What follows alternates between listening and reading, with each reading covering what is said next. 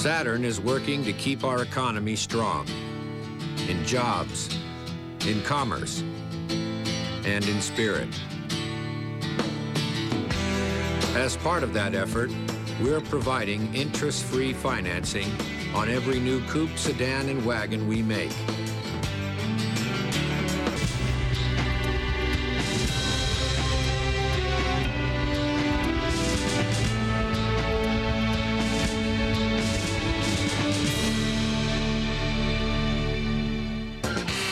The O'Reilly Factor is on from California tonight. More anthrax scares. We'll give you the straight scoop on what's happening and how you should deal with it. Should America bother to try to capture Osama bin Laden, or should our troops just kill him? You'll hear both sides of that question. The USA could have toppled the Taliban regime already, but it's choosing not to. We'll tell you why. Caution. The no-spin zone has come to California, and we're not taking any prisoners. Factor begins in 90 seconds.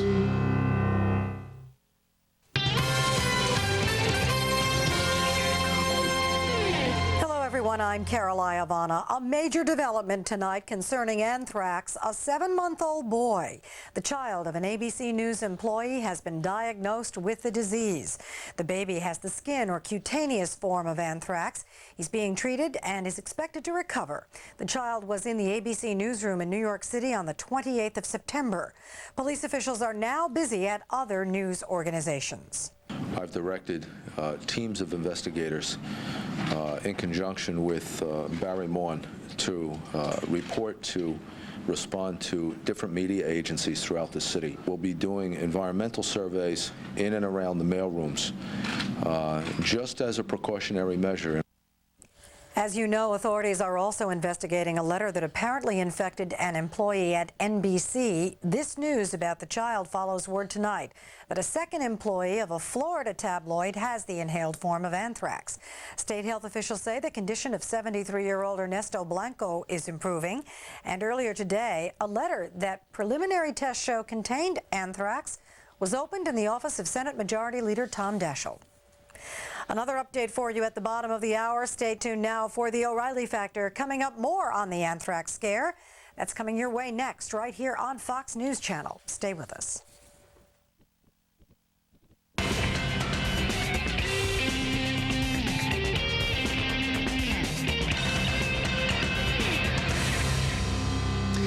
Hi, I'm Bill O'Reilly reporting tonight from Oakland, California. Thanks for watching us. We are broadcasting from KTVU, the powerhouse Fox station that covers the Bay Area. We're here for a number of reasons.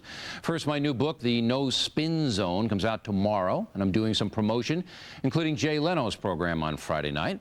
But more importantly, I wanted to gauge the mood in the nation's largest state, one that's very different from New York City and Washington, where their terror attacks took place. And that's the subject of this evening's Talking Points memo. On Saturday, I spoke in front of 10,000 people in Bakersfield and then drove up the Central Coast to San Francisco. Along the way, I talked with scores of people, and most of them are really teed off, very angry about the terror attacks. There is some fear as well, but anger is the dominant emotion, even here in Mellow, California. And that's good. America needs some very strong emotion in this intense war against terrorism. If we're not angry, then we might succumb to the dangerous and false thinking of the 10% of Americans who are reluctant to call the terrorists evil and to use deadly force against them. Listen to what Stanley Fish, a dean at the University of Illinois at Chicago, wrote today in the New York Times. We have not seen the face of evil. We have seen the face of an enemy who came at us with a full roster of grievances, goals, and strategies. If we reduce that enemy to evil, we conjure up a shape-shifting demon, a wild card moral anarchist beyond our comprehension and therefore beyond the reach of any counter strategies. Well, here's a clue, Dean Fish. Crashing planes into buildings where innocent people are working is beyond the comprehension of sane people, and it is an evil act. Therefore, we have seen the face of evil, Dean. Got it? As for counter strategies, well, the options are few. These people are moral anarchists, as you put it, and there's really only one way to stop that philosophy: incapacitate it and remove the governments that allow it to exist. The USA cannot correct world poverty or incompetent foreign regimes. We cannot convince religious fanatics that we are not a threat to Islam. We can't persuade brainwashed morons not to hate us, no matter how much food we drop or aid we send. The United States went to Somalia to feed starving people. We wanted to save lives. The warlords there killed our soldiers. I can give you hundreds of other examples. Dean Fish wants counter strategies, and he doesn't want to label anyone evil. He wants to legitimize the enemy. That is misguided, to say the least. Evil is evil. If you can't contain it, you have to kill it. And that's the memo. Now for the top story tonight, the anthrax scare. So far, there have been 2 confirmed cases of anthrax poisoning, one in Florida and one in New York. But there are plenty of other possible anthrax incidents, including one today in Senator Tom Daschle's office. Joining us now from Boston is Dr. Matthew Messelson, a molecular biologist and director of the Harvard Sussex Program on Chemical and Biological Weapons Limitation. Doctor, you know, we've heard a million times, don't panic, and people shouldn't, but people are frightened. In fact, there was an airliner diverted today because somebody saw some white powder on the floor. Number one, how easy is it for a criminal or a terrorist to get anthrax? You could get it from the soil in places where animals have died of it. But you know, this is not new. We've had hundreds of anthrax hoaxes in the last 4 years. So there are a lot of people out there who are willing to go to the extreme of a hoax. And some of them, if they have that kind of mind in the first place, may be the ones who've actually got a hold of some anthrax. In other words, we may be dealing, at least in part, with some homegrown types. All right, so you can get anthrax if you know what you're doing from an animal who dies or whatever. Now, not easy, but it's not easy, but conceivable. it can be done. That's where we get all our strains, from either sick animals or sick people. That's All right. where they come from. Now, to deliver that anthrax, as someone did in Florida, into a place of business, is that difficult? We're not sure that's what happened in Florida, but it looks as though it may have happened. Is it difficult? It is difficult to produce a very, very fine powder, fine enough to reach the lungs of a human being. But that is apparently what happened with Mr. Stevens. So it's, again, not easy to do it, but doable for a chemist or somebody who knows what No, not just a on. chemist, not even a PhD microbiologist. There are a lot of very specific tricks, which I hope very few people know, Okay. that were learned only in our own biological weapons program during World War II and during the Cold War, which the Soviets also learned. But this is not simple business. Okay. What about the letter that arrived at NBC and poisoned the secretary there? Is it easy to do that, to put it on a piece of paper and then stuff it and send it? Easier, because then all you have to do is to get some of the spores into an open cut in the skin. All right, so but it have to have an open cut. If you just see it, you're not going to keel over. No. You can put it on your unbroken skin, no problem. Now, you know more about this anthrax stuff than probably anybody in the world, which is That's why... not true. Well, in my opinion, it is. That's why I asked for you to be on a program. You really have studied it. You know the delivery systems. You're trying to eliminate this from the earth. How big a threat, in your opinion, Doctor, is Saddam Hussein in not only the anthrax area, but other virulent strains? Well, we know he tried to make biological weapons. I'm not convinced that he actually got all the way there. It's a complicated thing, but he clearly had the intention, no question about that. Do you believe that he has stockpiles of some of this stuff in Baghdad or around there right now? Look, I don't think I'm very valuable on what I believe or don't believe. I'm more useful on hard facts, or at least what I believe to be hard facts, so I don't know. But I'm asking you these questions primarily to be vigilant in the sense that the American people are spooked. They're spooked right now. And they do believe, most people do, that this man is harboring those kinds of bacteria. Is there anywhere else in the world, you mentioned the Soviet Union had them, Russia has them, United States has them, anywhere else that we should be worried about? Well, quite a few countries have been alleged to have biological weapons, but the agents are everywhere. The NATO threat list has about 30. Nearly all of them are commonly occurring diseases. So they're all over the place. The problem is we need to think about it not only in short-term ways, but in long-term ways. I believe that we should declare and create a treaty that says that anybody who uses or threatens to use a biological weapon has committed a crime against humanity. That would have very practical implications. It would mean that any court in any country would have jurisdiction over such a person. There would be possibility of extradition. It would require cooperation between law enforcement organizations. Such a treaty exists for airline hijacking. It exists for several other crimes. Torture is another. We need a treaty that would create that kind of universal criminal law. That kind of condemnation. Last question real fast, Doctor. Are you worried about you and your family? Not at all, and I don't find people who I've been with today or the last few days at all spooked. Ooh, well, I'm out here in the hinterlands, Doctor. I got to tell you, a lot of people are real worried. We appreciate your expertise. Thanks very much. Thank you. And up next, should Osama bin Laden be captured or executed on the spot? We'll debate the issue and have the results of a new poll when we continue from California.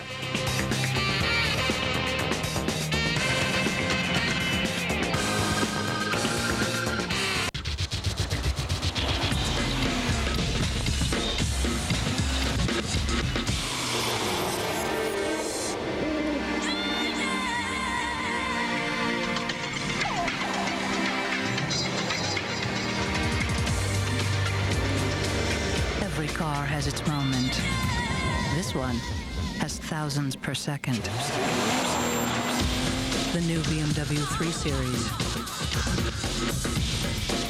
The general is a prisoner. I'm not fighting anymore. But the warden Take that man down. is a criminal. I'm taking command of your prison. Now the fight begins. Robert Redford, James Gandolfini, The Last Castle, rated R, starts this Friday. When my son comes to visit, I like to prepare nice things for him. Hi, baby. Peach pie, my special meatloaf, and a nice bunch of mid-caps, small caps, and laddered munis, taking into account current opportunities in the Asian market. No utilities? Wouldn't it be great if the person you trust most was your broker? The rate of return. At a Schwab planning workshop, we give advice that's objective, uncomplicated, and not driven by commission. If you're concerned about estate taxes. To sign up for a workshop, call 1-800-9-SCHWAB. Son, I think it's time we had that little talk. Okay, Dad. Well, I know it's kind of awkward, but you're old enough now, and it's time you learned about supply chain management. See, it's all about businesses sourcing materials and delivering products to market more efficiently. You follow? Okay, so not everyone understands supply chain management, but we do. CNF. We straighten out supply chains for leading companies worldwide. CNF, where supply meets demand. The students and faculty of Boston Public faced a lot of challenges this past year, but nothing can prepare them for her. Are you a real teacher? Are you a real student? Jerry Ryan joins the cast of Boston Public Monday, October 29th on Fox.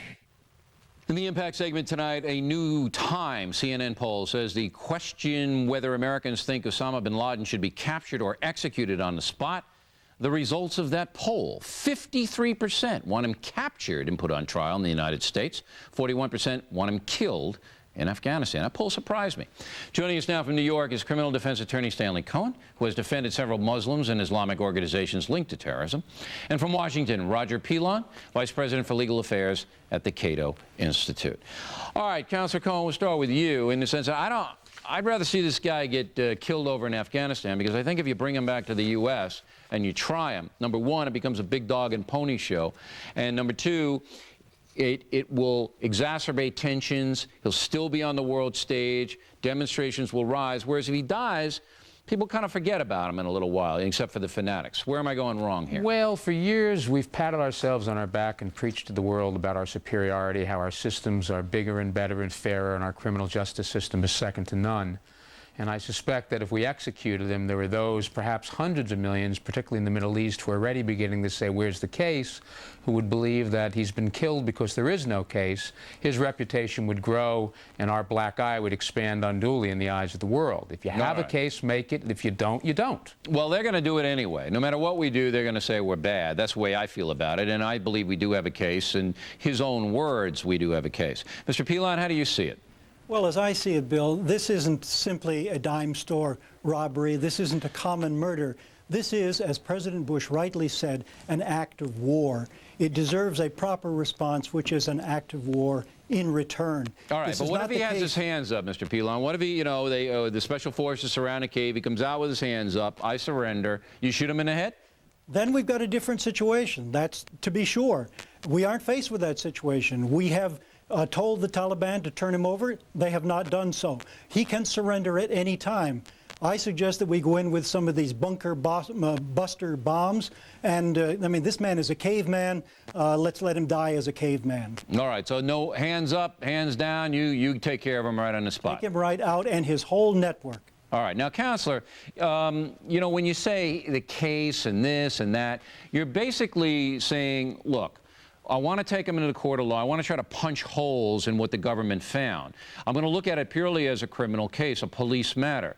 And as Mr. Pilon rightly pointed out, in my opinion, it's an act of war. This man has declared it through his own words. Well, an Islamic holy war in the United States. Kill Americans. That's what he has said. So if it isn't war, if it is, and I believe it is, why not kill him over there? Well, let's remember, if the state of Israel can put Adolf Eichmann on trial for an act of war where millions were killed, and if the United States would wish to abide by assume... The war was over then, Counselor, as you know. The war was over and Eichmann was on the run. It was a totally different story. That's true, and there are Nuremberg principles which were established under the Geneva Convention that say even while war is ongoing, we are ruled as nations by the Geneva Convention. They don't say you can assassinate someone. What they do say is if you arrest someone, if you seize someone, if you take someone, as we did with Noriega in Panama, where it was an act of war, where he was, in effect, brought back as an act of war for a cocaine indictment in Florida. You either are a nation of laws or you're not a nation of laws. Yeah, but you see, the laws are blurry when you have a war action, in the sense that there are certain targets, and there have been throughout every war, that are basically what they call direct action. You know what that means, Counselor, don't you? You know, you don't take them. You don't bring them back. It's direct action. Boom, boom, boom, no matter what they do. On the other hand, the Geneva Convention does prohibit acts of war which would call for the assassination of individuals who were captured. That's what you have trials for. How would you reply to that, Mr. Pilon? Would you throw the Geneva Convention out the window? It is a monumental mistake to treat this incident as just one more case that requires litigation. That is what is the problem so often today in the world. You turn these acts of war into common crimes. These are not common crimes. These are egregious, uncommon crimes. Well, we know that, but even in that situation, there is still a Geneva Convention in effect which says the guy puts his hands up, you don't kill him. Sure, but as you said, Bill, the war was over in the case of World War II. Here we're dealing with a man who has not declared an end to the war, who has declared his intention to destroy and kill Americans, who has not surrendered, and who shows no sign of surrendering. But what I say we take the war to him. What if he does? What if he puts his hands up and says, I'll go to court? If he does, absolutely. Then we are faced with the problem of bringing him back and trying him. I would expect that we will go in with sufficient force that we will not be faced with that. Well, I know that they don't want the trial. And it's interesting to me that 53% of the Americans in the poll said they would rather see him tried in the USA, because I just see that as a recipe for disaster. He just becomes the poster boy then, and then the anti-American feeling rises and rises. Get rid of the guy. Yeah, listen, Bill, I saw that question, and it was a little bit misleading. Tried in the USA as opposed to what? Some third country? I think that obviously killed. It was pretty clear. It was you want him tried here, or do you want him dead? Isn't it interesting that we deferred to the Saudis? Well, Counselor, go ahead. Isn't it interesting that we deferred to the Saudis when we wanted them brought here for trial? We deferred to them, permitted them to try people charged with killing U.S. service people. They had a Quranic trial. They were convicted and executed very quickly. That was okay. But here we want to go to war and attack the Afghanistans when they made the same offer. Hold it, Mr. Cohen. They didn't make that offer until they were on the floor. We gave them, what, 3 weeks to turn them over? Did we do anything with the Saudis at all? Is Mr. Cohen suggesting that Osama bin Laden be tried by the Taliban? No, what I'm talking about is there may be a double standard here. That when it came to the Saudis' refusal to turn over people that were responsible... I'm going to have the last word here. We appreciate you guys coming on. I'm going to take the last word because this is a national security issue as well as a war issue.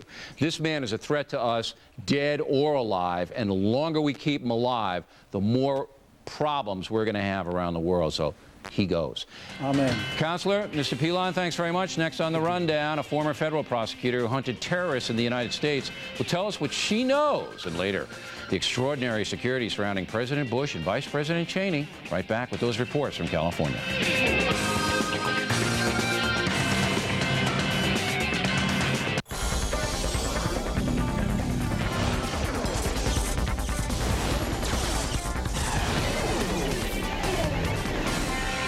They all laughed at Christopher Columbus when he said the world was round.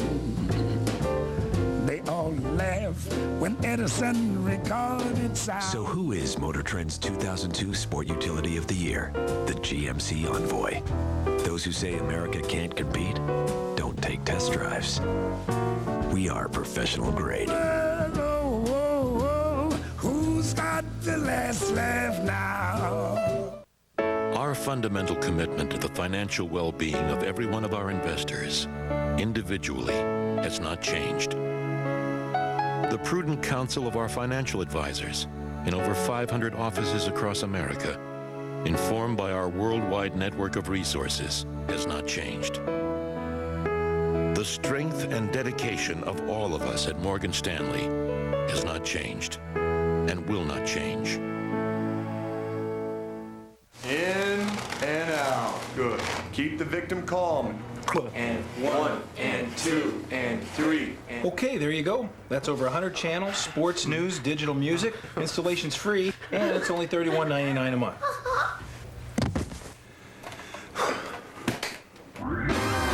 Just $31.99 a month gets you over 100 channels of DirecTV programming. Right now with free professional installation. So it was the digital music that... Yeah. These little town blues are melting away. We'll make a brand new start of it in old New York. If we can make it there, we'll make it anywhere. It's up to you, New York. Come to Broadway and let's go on with the show.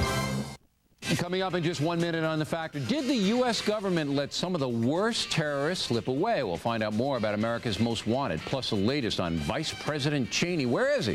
Factor returns in 60 seconds. What's the most expensive part of a car? The engine? The transmission?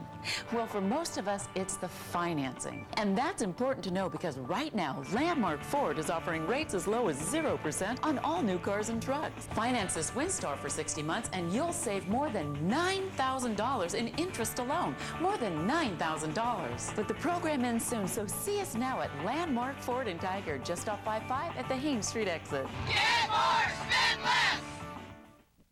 What will you do with the money you save when you refinance your auto loan at Oregon Telco Community Credit Union? Oregon Telco is refinancing auto loans at just 6% APR up to 60 months. Think of all the money you can get out of your car. New or used, it doesn't matter. You just need to be a member of Oregon Telco. And if you live or work at any of these counties, you can now be a member. Find out how you can benefit at www.otccu.com or 503-227-5571. Don't trade in your car, trade in your car loan at Oregon Telco Community Credit Union, the answer to better banking.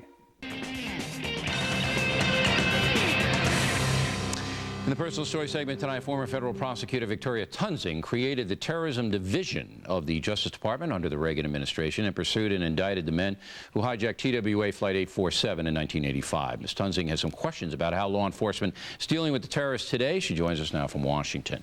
You know, it was interesting that the president engaged the America's Most Wanted broadcast on Fox, put the pictures of the terrorists up. I couldn't tell one from another. I mean, I'm looking at these guys going, who's this? Who's that? The names are hard to pronounce. And is that the way to go about this? Well, it depends on what happens. I mean, these are the names. These are how they have to be pursued, Bill. But let me just tell you, we have a history that's come back to haunt us today, and that is, and it's not the U.S.'s fault particularly, it is the Europeans' fault. We would go after these terrorists. For example, in the TWA 847, Mugnia, who you talked about last week on your program, we indicted him. We went to the French and we said, we want him. We did it, you know, by the book. And you know what happened? The French said, psst, Mugnia, you better get out of here. They considered him like a hot potato. Well, why did they do that?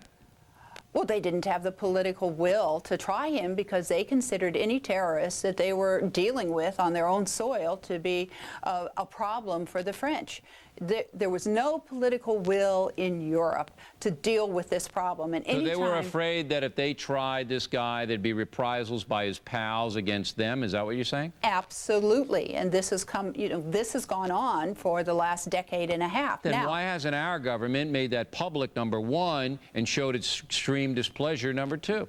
Well, it's very difficult when somebody's an ally. I mean, you've got all these pros and cons. I'll tell you what I think our government should have done for the last decade, which they didn't do, and that is snatch the individual. And I always say in my day, we did it. We called it snatch, and we did it. And then when I left and new administrations came in, and particularly through the Clinton administration, they called it rendition. They got this highfalutin name for it, and then they never did it. All right, so you would have just, but you know, it's pretty hard when they're in jail someplace They're in not France. in jail. They even let them, they don't even charge them, they let them run around. Please. Oh, yes, this is haven. It's when they're in jail that they become, you know, another kind of problem. Now? Have things changed now after the World Trade Center attack and the Pentagon attack? Are these nations now taking a tougher approach? It appears that they have. At least they've publicly come out, Bill, and said, you know what, we're going to share intelligence with each other. Back in my day, they didn't want to share intelligence with each other. Why? Because if I told you, if I knew how Bill Riley was going to do something, then I'd have to tell how I knew that that was going to occur. All right, so well, I know that they didn't share, but, you know, we read today a report about the Saudis being so afraid of the Islamic fundamentalists that they allowed them to raise all kinds of money for al-Qaeda, and they knew it. They knew it. The Saudi government knew that all this money that was pouring into the kingdom over there was being shuttled to Afghanistan to help Osama bin Laden. He did nothing about it. Does that ring true to you? Yes, and if I fault our government for something, it was not the political will to try these cases and to take the heat. We were very capable. I've never seen that problem.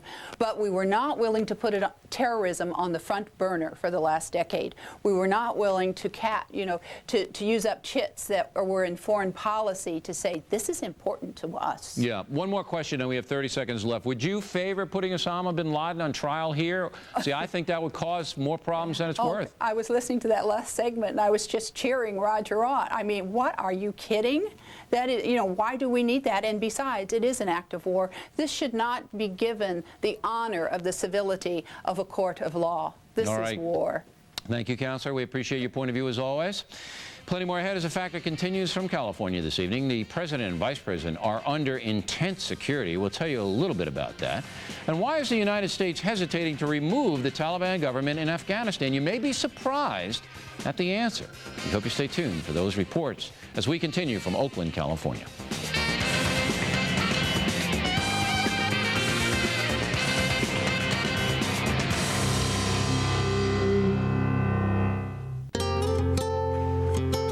Like only yesterday.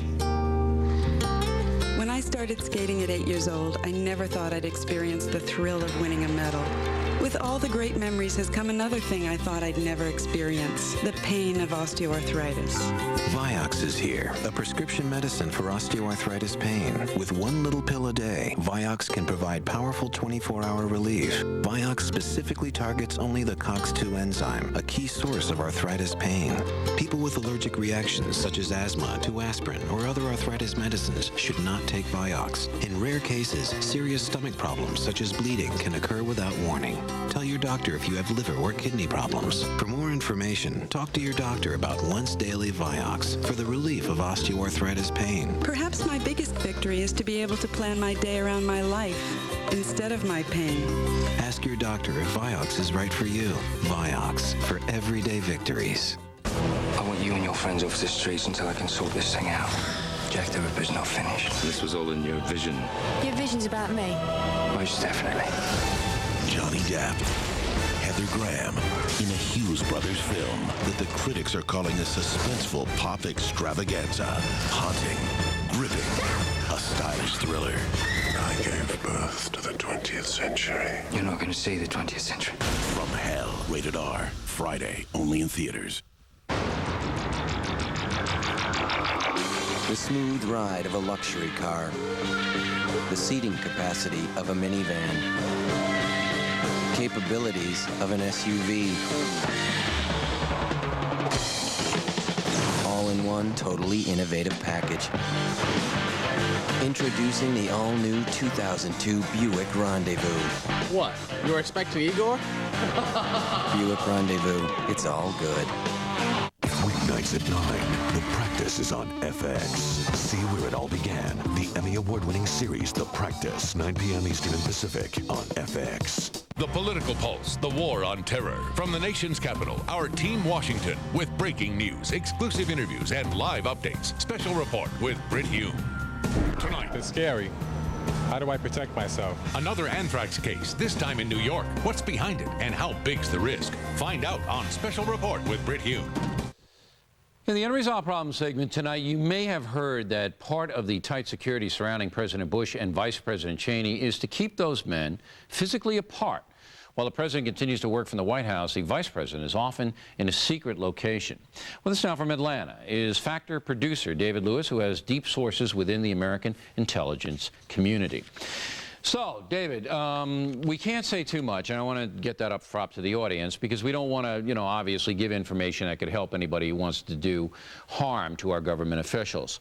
But give me the broad overall look of Vice President Cheney. Let's take him first. Where does he go? Not exactly where, but what kind of facility, and what happens there? Well, what Vice President Cheney is doing is he's going to very secret, very secure command posts, basically, where all the technology, all the communications, all the nodes that connect the different branches of government that are involved in a situation like this can be used in the most useful way.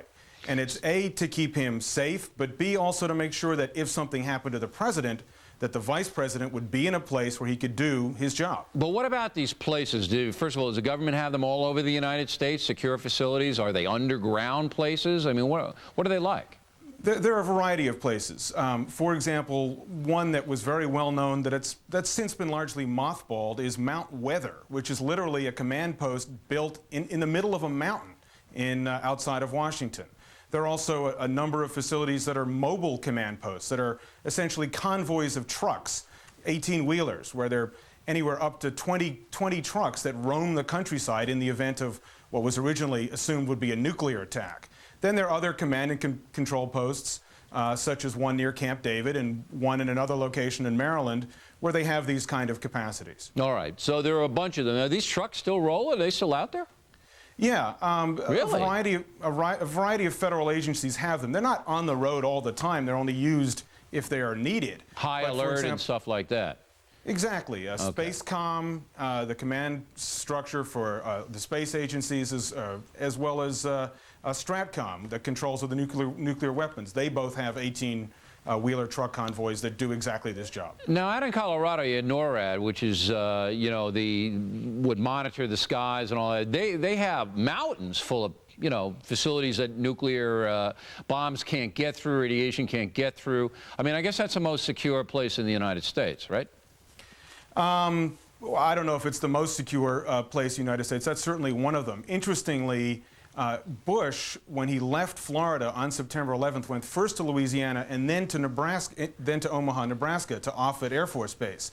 Offutt is now the head of Stratcom, which is the successor to the Strategic Air Command, which ran NORAD. So that's why he went to Nebraska. He's taken a lot of grief for this, but it's where he should have gone. It was exactly the right thing to do. Clear-thinking Americans know that that was the right thing to do. We didn't know exactly what follow-up threats there would be and all of that. Now, as far as President Bush is concerned, we know, and I don't think we're giving away anything here. In fact, this is probably do a service to anybody who wants to attack the White House, that security at the White House now is absolutely impenetrable. They've got missiles there. They've got everything. So you can't get anywhere near that place, right?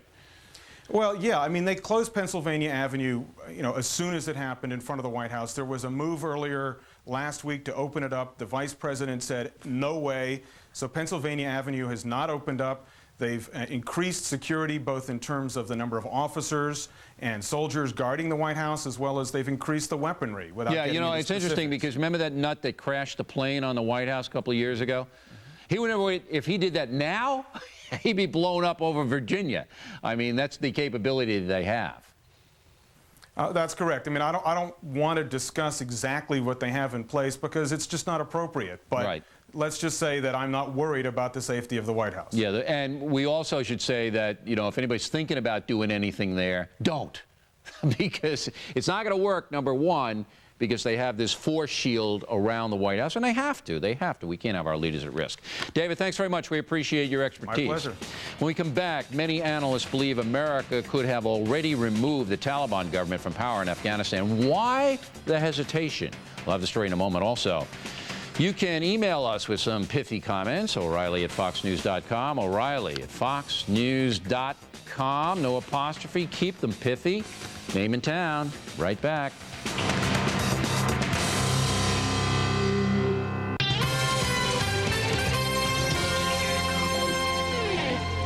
everyone. I'm Carol Iavana. Anthrax with a firm grip on America tonight. Just hours ago, a 7-month-old boy became the latest victim. And earlier today, anthrax making its way to Capitol Hill for the first time. Fox Homeland correspondent Catherine Herridge has a complete look at the nationwide scare. Fox News was sent this fax from Florida's Department of Health, and it confirms that another employee at American Media has been diagnosed with anthrax. This time it is a 73-year-old male employee. All this on a day that Senate Majority Leader Tom Daschle confirmed that a letter had been sent to his office.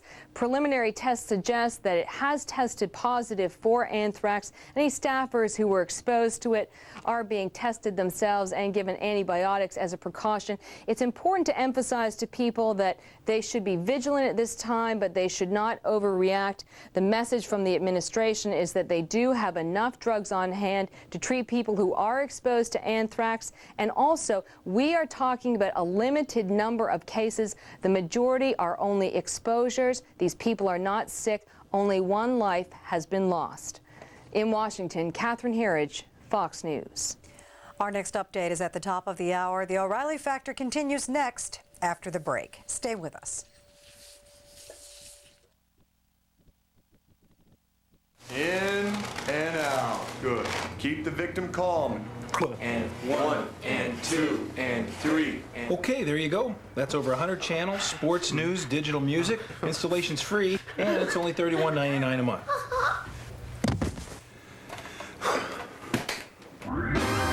Just $31.99 a month gets you over 100 channels of DirecTV programming. Right now with free professional installation. So it was the digital music that... Yeah. Saved by zero. Saved by zero. Get 0% financing for 36 months on new Corollas, 4Runners, and Tundras for a limited time only. Saved by zero.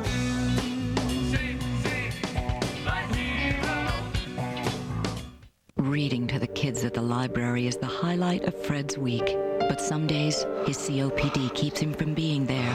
Chronic bronchitis or emphysema associated with COPD can keep you from doing simple things. But now taking Ceravent helps me take fuller breaths. Nothing can reverse COPD, but taking Ceravent twice a day can help improve your lung function around the clock. One call is all it takes to find out more about managing your COPD. Call 1-800-704-4705 right now to get 10 tips for taking fuller breaths and a $10 rebate. Ceravent should not replace fast-acting inhalers for sudden symptoms or be taken more than twice a day. Some people may experience increased blood pressure, heart rate, or changes in heart rhythm. Ceravent is a prescription medicine and may not be right for everyone. Tell your doctor if you have a heart condition or high blood pressure, or take MAOIs or tricyclic antidepressants. Ask your doctor if Ceravent is right for you. And start taking fuller breaths. Call now for your free tips and rebate offer. Thanks for staying with us. And Bill O'Reilly in the second Unresolved Problems segment tonight. By all accounts, the bombing of Afghanistan has taken a terrible toll on a Taliban government. And the Northern Alliance is just 30 miles away from the capital city of Kabul. With U.S. air cover, most military experts believe the Northern Alliance could easily topple the Taliban. But that air cover has not yet been provided. Some believe it's because the United States doesn't fully trust the Northern Alliance. Joining us now from Washington is a spokesperson for the alliance, Haron Amin, and Joost Hilterman, an executive director of Human Rights Watch, one of the alliance's harshest critics. Mr. Hilterman, what is it about the alliance that you don't like? Well, there's a real fear that certain elements within the Northern Alliance, once they have a chance to go into Kabul or Mazar or other big cities, will run rampage, as they have in years past. Well, give me an example of what they've done that you've objected to. The various factions of the alliance in the mid-1990s used to make a habit of shelling civilian parts of Kabul, of committing mass rape, mass executions, looting and burning of homes. This was run-of-the-mill stuff. Now, what did they do that for? Were they trying to accomplish a military objective? Did they not like the tribes, religion? What was it all about? They were mostly fighting each other. and other factions that are not today part of the Northern Alliance. And it is because of this the chaos that ensued that the Taliban were able to step in and provide a modicum of stability in some parts of Afghanistan. They didn't bring peace, or they didn't bring freedom from abuse, but they did bring an end to the chaos. All right, Mr. Amin, how do you reply to those accusations? Well, let me just put the reply in the context of a few things. Number one, that what the gentleman is saying, you have to put it in the context of other reports coming from Amnesty International as well as the UN Special Rapporteur on the situation of human rights. That's number one. Secondly, from 1992, when we took over from the communist regime, we were on the defense. What happened in 1992 was that 7 major organizations wanted to form a government. One backed away under the guidance of the ISI, or the military intelligence of Pakistan, shelled as many as 600 rockets into the city. That, as a result, led to a lot of other things. But beyond that, thirdly, the most important thing is that it has never been a policy of the United Front to engage in such acts as the gentleman implies here, but that crimes of war, crimes against humanity, all these things have not been a policy by the United Front. All right, but how can you ensure...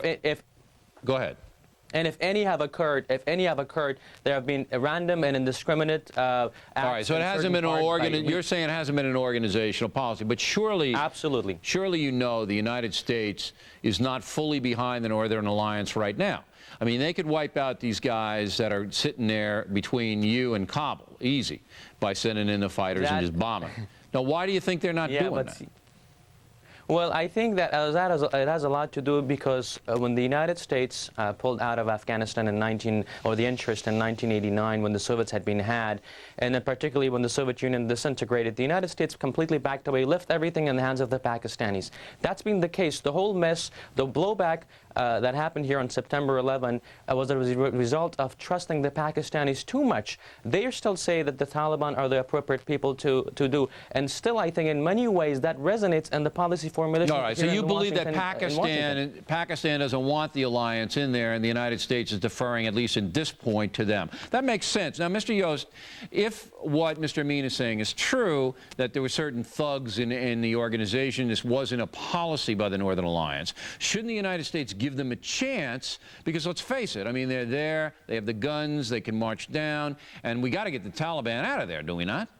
Yeah, it may not have been a policy, but it was certainly the established practice.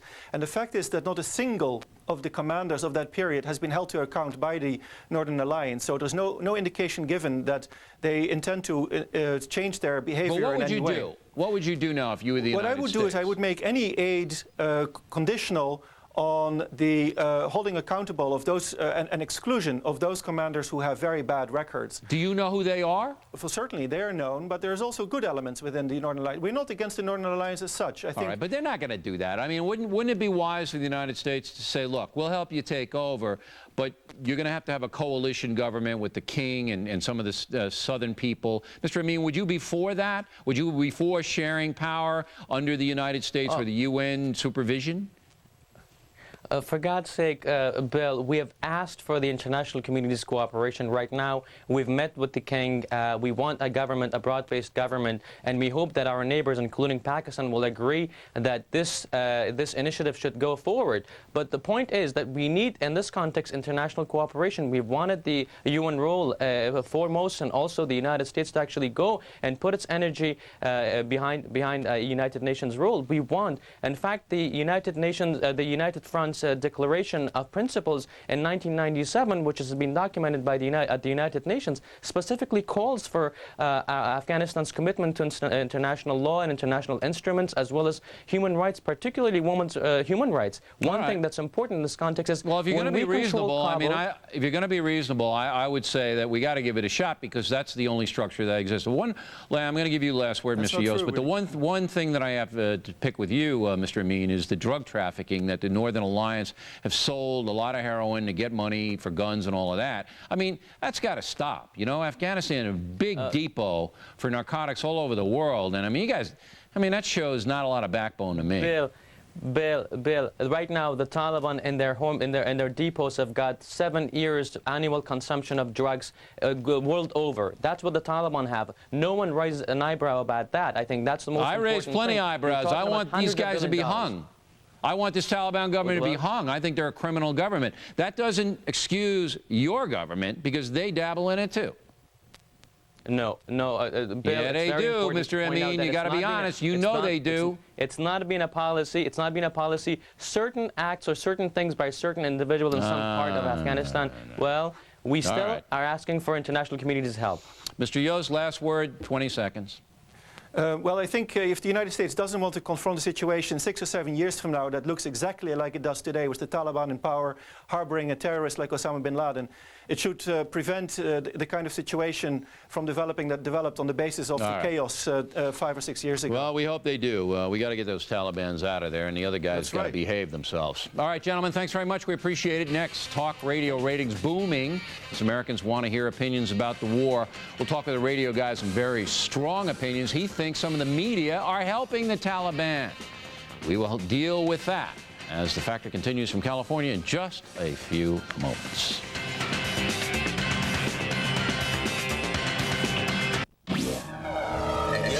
As Fox reports this hour, fair news, balanced news. Abner, we're rich. We're rich? It's our new litter. It's got diamonds in it. You are mistaken, my friends. The diamonds are odor-absorbing crystals in new Tidy Cats Crystals Blend. Whatever. New Tidy Cats Crystals Blend. A crisis at home. She snuck out. An assassin at large. We have reason to believe an attempt will be made on David Palmer's life. For federal agent Jack Bauer. For the next 24 hours, I want you all over this. It's going to be one hell of a day. It's just one of those days where you don't want to wake up. Find a shooter, Jack. It's just one of those days. If you ever want to see your daughter again, get me out of this. Who are you working for? You have no idea what you're getting yourself into. TV Guide, Rolling Stone, and USA Today all agree 24 is the best new show of the season. It's just one of those days. Time magazine calls it super cool, and the New York Times says it's the hot show to watch. 24 premieres Tuesday, November 6th on Fox. It's just one of those days. In just 2 minutes on The Factor, accusations that some American media are tilting toward the Taliban. Is that possible? We'll hear the direct accusation. And The Factor continues. What will you do with the money you save when you refinance your auto loan at Oregon Telco Community Credit Union? Oregon Telco is refinancing auto loans at just 6% APR up to 60 months. Think of all the money you can get out of your car. New or used, it doesn't matter. You just need to be a member of Oregon Telco. And if you live or work at any of these counties, you can now be a member. Find out how you can benefit at www.otccu.com or 503-227-5571. Don't trade in your car, trade in your car loan at Oregon Telco Community Credit Union, the answer to better banking. I'm Leif Hansen. If you've been in an accident, you know what a hassle it is. That's where we come in. With Leif's, everything becomes very simple. From Salem to Longview, we make house calls. We'll give you an estimate, pick up your car, negotiate your claim, repair your vehicle back to pre-loss condition, and get it back to you, all without costing you extra. You've got my word on it. Leif's Auto Collision Centers, the finest in collision repair. AT&T Broadband. Nature. How wild can life get? Creatures that terrify. Instincts that mystify. Action that electrify. Experience survival of the fiercest. Upgrade to digital cable and enjoy living wild. Weeknights at 8 on the National Geographic Channel. Serving the greater Portland area, we're AT&T Broadband. Next February, we've got the home snow.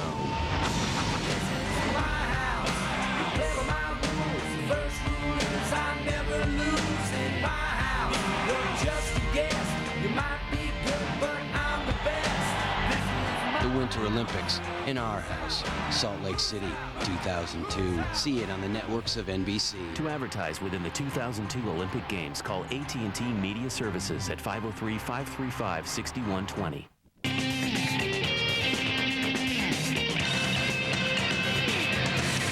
In the Back of the Book segment tonight, one of the fastest growing radio programs in the country is called The Savage Nation. Joining us now from San Francisco, right across the bay here, is radio talk show host Mike Savage. Well, you're known in the business as a guy who's probably makes me look like Little Bo Peep as far as being outspoken is concerned. Have you seen a shift in caller sentiment? You're on more than 200 stations across the country in the last 5 weeks? If anything, people have gotten angry at Bill, and they want more of a war effort rather than less. They're 100% behind the president. Is that good, though? I mean, I'm going to read a mail segment right after you where it's basically whatever the president does and his administration, it doesn't matter what it is, we're behind him. Is that good? Oh, no, no. I've been a vocal, healthy critic. Prior to the bombing, I was saying, where's the action? And people were saying to me, how dare you undermine the president? And I was saying there's a war going on inside the White House between the Doves and the Hawks, and I wanted the Hawks to win. And I'm positive that by applying the pressure that we did, my listeners and I, and others, the Hawks were given the power they needed to do what needs to be done. I don't think there was any dovish sentiment within the White House to not do anything. I think it was basically a measured approach, and I think that's what they're doing now. Right before you, Michael, we had a segment on the Taliban. They could have removed that Taliban government 4 days ago, but they chose not to because they're not so sure about the Northern Alliance. So it's a very delicate chess game they're playing. Do your listeners know that? Well, we all know that, but I've studied history, and we know that at the end of the day, you're dealing with terrorists who want to conquer. They have no subtlety whatsoever. They're not into chess. They're into conquest, and they're into victory. And if you look at the history of the British in Afghanistan, all the negotiations in the world went out the window at a certain point, and it took the sword, and it took the cannon, Lord Kitchener and others, to defeat previous Osama bin Ladens. I know that. I mean, yeah. we know that there has to be force used, but I firmly believe that Osama bin Laden wanted the Bush administration to knee-jerk in the beginning and try to ignite a holy war around the world. I couldn't agree with you. Yeah. You disagree? No, I couldn't agree with you more. I mean, he wanted the biggest, he would have loved us to drop an atomic bomb on that country. Well, he dropped the atomic bomb on us. He took down the World Trade Centers. But, Bill, I don't know if you want to go here because we're both in the media.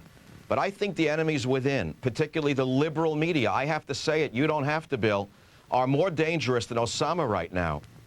In what way? I mean, who are you talking about? Because most of the media is pretty much on the rah-rah, let's get them. If you turn on TNN, which is Taliban News Network, used to be the Clinton News Network, TNN may as well be an instrument of al-Qaeda or Osama. I have never seen anything like it.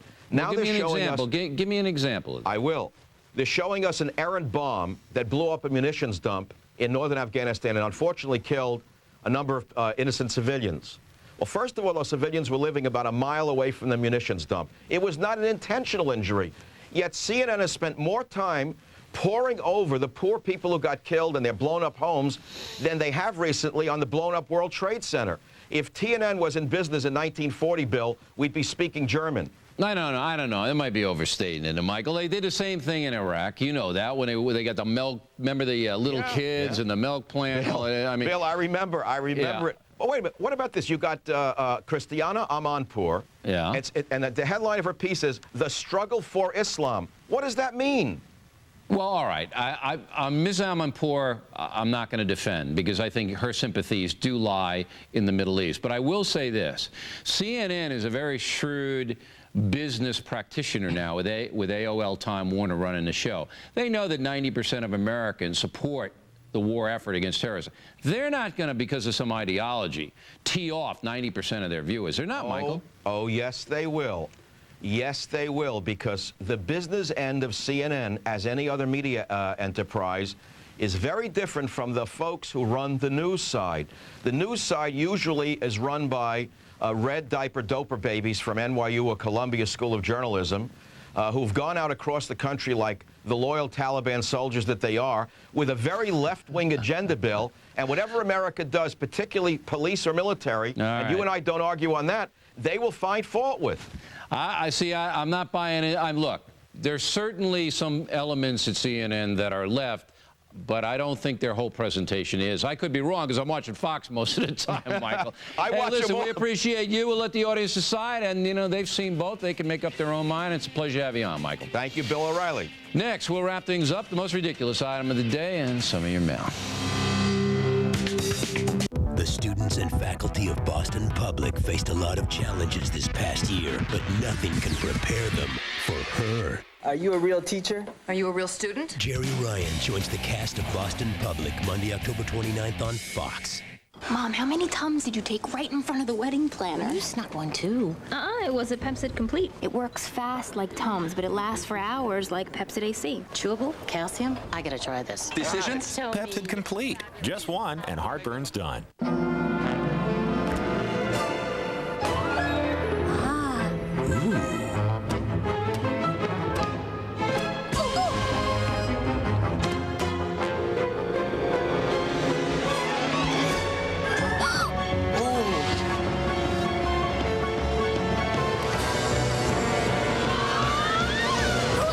The reinvented Camry. One look, and you're going to want one. Is this all you're using your computer for? Hi, I'm John Scherer, CEO and founder of Video Professor. I want to help you get more out of your computer with my free computer learning CDs. For instance, I'll get you started on computers with my Learning Windows CD. My Internet CD will show you how to surf the web and send and receive email. Use my Word CD to create great-looking documents. Or try my Quicken tutorial to put your finances in order. So if you call now, I'll send you one free. You just pay a small shipping and handling. Now, the reason I'll do this is because I know that once you try my product, you'll come back to us for all your computer learning needs. You know, if you can't learn, I'll even refund your shipping and handling. So if you want to get more out of your computer than just playing games, this is the best computer learning you'll ever find. It's free. Try my product. To get your free computer learning CD, you must call now. Call 1-800-510-8814. The Political Pulse, the war on terror. From the nation's capital, our Team Washington, with breaking news, exclusive interviews, and live updates. Special report with Britt Hume. Tonight. It's scary. How do I protect myself? Another anthrax case, this time in New York. What's behind it and how big's the risk? Find out on Special Report with Britt Hume. Hi there, I'm Edie Donahue. Tomorrow on Fox and Friends, the U.S. has had no better ally in the war on terrorism than Great Britain. What makes the bond so strong? Join us at 6 a.m. Time now for the most ridiculous item of the day. The people for the ethical treatment for animals never let us down as far as being ridiculous is concerned. PETA is now coming out in support of gas masks for animals. So little Fido or Melanie the cat can be protected from any biological intrusion. PETA is urging people to get masks for them and other pets. I don't know about you, but I don't think I want to put a gas mask on a Rottweiler. In fact, if I had to do that, I'd call my local PETA representative. Once again, thanks to PETA for the most ridiculous item of the day. Hard to get that mask on the goldfish, too. Finally tonight, the mail. Please don't send us any surface mail for a while because of this stupid anthrax stuff. Hopefully this will go away soon. We can resume the surface mail. We'll continue to accept email, of course. About President Bush's press conference last week. Fred Wallert, Wires Cave, Virginia. O'Reilly, I suspect you are going off your noodle. Only idiots in the media want to know what's going to happen next. Remember, loose lips sink ships. Diane Miller, Indianapolis. O'Reilly, you should be ashamed of your little act. Congressman Rangel and Newt Gingrich were united against you. You were just miffed that President Bush took up your program time. Michael Smits, Naples, Florida. Bill, get up on the wrong side of the bed? I don't care what's next, just that there's more coming. President Bush made that clear tonight. What those viewers are writing about is that I, your humble correspondent, said that President Bush gave a good speech, but it was short on information. Virtually every journalist I've spoken to agrees with that analysis. Now, I'm fully aware that many of you despise the media and will agree with anything and everything President Bush will do in this situation. I can only say this. My job is to get you information that will help you make good decisions about your country. That's not the job of Charles Rangel or Newt Gingrich. I don't want any national secrets or any military strategy, but I do believe we all benefit from knowing the general direction the president has taken. Call me crazy, and you have. Rich Knight, Kailua, Hawaii. Wow, the Big O gets Gingrich and Rangel who agree. You ought to get the Nobel Peace Prize. About airport security, Jerry Moon, Fairfield, Texas. O'Reilly, give me a break. The government has to take over airport security. If you think airport employees are bad now, wait until they're government employees. Lori Ann Butts, Birmingham, Alabama. Mr. O, you are correct to campaign for the federalization of airport security. Next time my family flies, I want the government not to mandate, not regulate our safety. Harvey Turner, Mendham, New Jersey. Bill, I don't understand you. You call for sacrifice in the war against terrorism, yet you howl in yuppie rage because of the lines at airport security. I can imagine how you would have howled in combat. Well, Mr. Turner, with all due respect, you and Sergeant Schultz of Hogan's Heroes have a lot in common. I've been to places on this earth you've only heard about, and I didn't howl at all. But stupidity and incompetence in any situation is unacceptable to me, and I'll continue to report on the airline chaos. June Sweeney, Roswell, Georgia. Bill, are you a journalist or a talk show host? You are getting as bad as Judy Woodruff and Peter Jennings. Ms. Sweeney, I'm a journalist who analyzes the news, and I'm going to take major heat from people like you for doing that, but that's fine. As Don Corleone once said, this is the life I've chosen. And we hope you choose the website, www.foxnews.com/O'Reilly. My column on the real motivations of the peaceniks are on there for worldnetdaily.com. The book, The No Spin Zone, comes out tomorrow. I'll tell you a little bit more of that tomorrow in the Talking Points memo. But we have a excerpt on the website. An excerpt of The No Spin Zone on our website, okay? You want to check that out.